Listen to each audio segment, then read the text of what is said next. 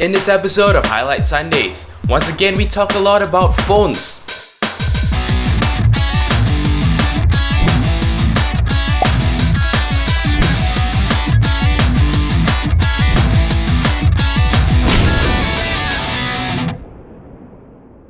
Hello and welcome back to Highlight Sundays. It is the 36th week of 2012 and here are your highlights. First of all, we start off with our PSA of the week. Earlier this week, apparently an FBI computer has been compromised, and this has resulted in the leaking of 12 million user IDs for Apple devices. Currently, 1,000,001 of them have been leaked onto the internet. As far as I'm aware, there are some personal information actually tagged to these IDs. However, this information has been stripped off in the first 1 million online release. So overall, at this stage, the impact might be minimal. So apart from the fact that some personal information tagged with these IDs may have been leaked, there seems to be nothing else much that is actually being compromised, so that is a good thing. Unfortunately, there isn't very much you can do with this if you actually have a leaked ID. Like the source article says, it's not like a password that you can just change. However, due to its pretty low impact, hopefully there won't be that many implications overall.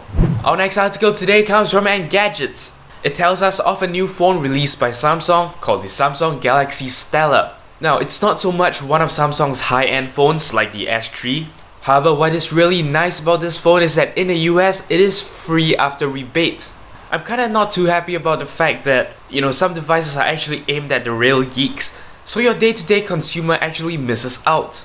What I really appreciate about what Samsung is doing is the fact that it is making some of its more high-end equipment available even to the average consumer. For example, the Stella itself, it basically doesn't cost much. In fact, it doesn't cost anything if you actually go for the rebate and an appropriate contract. And what's more important is that the user still gets access to relatively relevant things. For example, the Stella has ice cream sandwich installed, so despite the fact that it is sort of a stripped down phone, it still puts you pretty much up to date.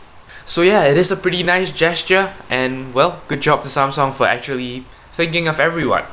Next up, and still on the subject of phones, we have this nice little article from Lifehacker. This article actually brings you to a video link of basically this guy who actually bricked his phone, probably through tinkering with some stuff, and was unable to actually bring it up to some sort of a recovery mode using any of the button combinations and stuff like that.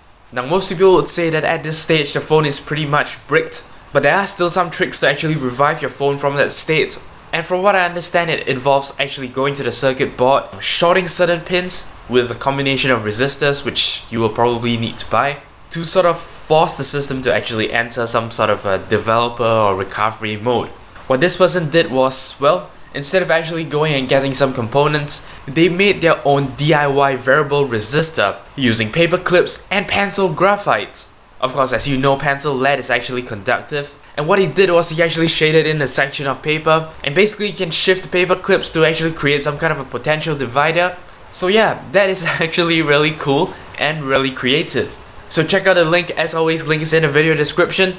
There is also a video, so check that out as well. It is very creative of that guy. Our last article this week actually has nothing to do with phones. Instead, this one is about Final Fantasy. Chances are you know what Final Fantasy is. It is a series of games that have spanned maybe 20 or 30 years by now.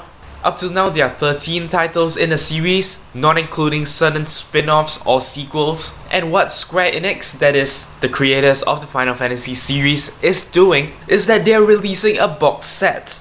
Yes, a box with basically every Final Fantasy game ever made.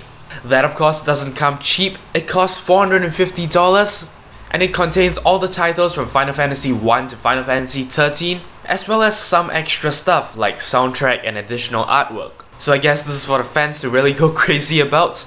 But yeah, it's pretty interesting to see how gaming stuff can come up to, something like this. Well, that was the last article, but I do have something else for you, and this is our vlog segment. Now, we have recently gotten a brand new toy.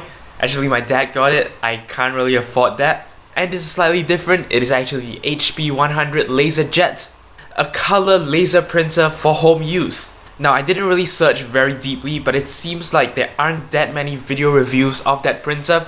So yeah, expect me to review it. Probably not just yet. I will probably try printing some more stuff and sort of getting a better idea of how it works. I don't even have the full drivers installed. I only have some sort of a stripped down driver, so I guess my review will be pretty general. The printer is indeed a laser printer, so it's going to be quite a bit different from your usual inkjet printers. But of course, there are some things about its performance that we have to consider. I won't go into a whole lot of detail right now. As I said, I want to get myself more familiarized with the printer before I start, actually really talking about it. So yeah, hang around. I guess I'll be reviewing it in the next couple of weeks. But that's all there is for today's episode of Highlight Sundays. As always, if you have any comments, queries or suggestions, and especially if you have anything to share or for the next episode of Highlight Sundays, do feel free to leave a comment in the comment section below. Also, I appreciate every like, favorite and subscription you give me. But that's pretty much it for today's episode of Highlight Sundays. Until next week, you are watching 0612 TV.